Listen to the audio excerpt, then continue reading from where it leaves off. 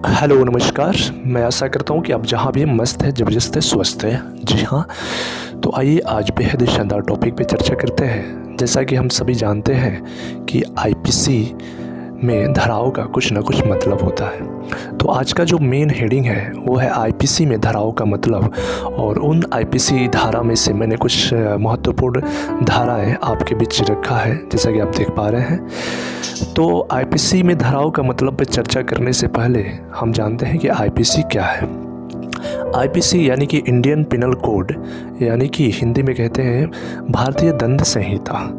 जी, भारतीय दंड संहिता यानी इंडियन पिनल कोड हमारे देश में होने वाले अपराधों को परिभाषित करता है, और इसमें उन अपराधों के लिए जो दंड का प्रावधान है वो सब पाया जाता है।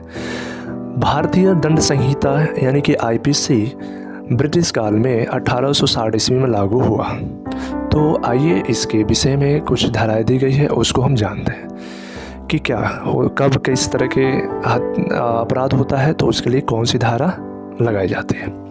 अगर कोई व्यक्ति हत्या करने की कोशिश करता है तो उस पर अगर कोई धारा लगाई जाती है तो वो धारा है 307, यानी कि हत्या करने की कोशिश पे धारा 360 लगाया जाता है। दूसरी बात आती है हत्या का दंड। अगर कोई व्यक्ति ए है, बी की हत्या कर दी, तो ए पे अगर कोई धारा लगेगा तो वह धारा का नाम होगा धारा 302, यानी कि हत्या का दंड। तीसरा आता है आपके इस बीच धारा 376, यानी कि बलात्कार। धारा 376 बलात्कार होने पर एक धारा लगाया जाता है। और चौथा आता है 395, यानी कि डकैती। अगर किसी ने डकैती की है तो उस पर अगर कोई धारा लगाई जाती है तो उसको 395 के तहत सज़ा दी जाती है।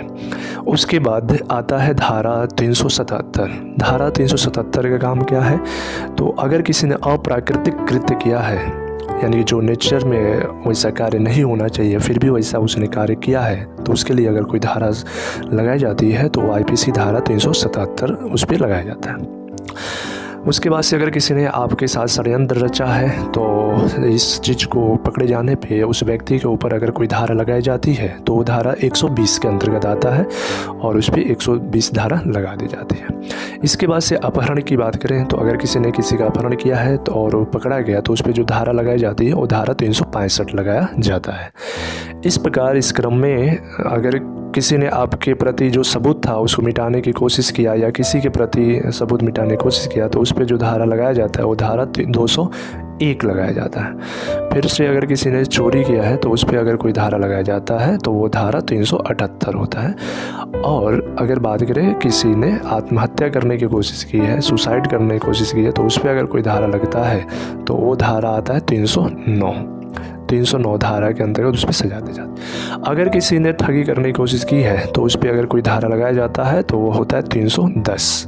जी, तो ये मुख्य धाराएं थी जिसे हम सबको जान लेना ज़रूरी था। तो मैं आशा करता हूँ कि आपको एक बेहद ही अच्छी जानकारी मिली है। धन्यवाद, थैंक यू, जय हिंद।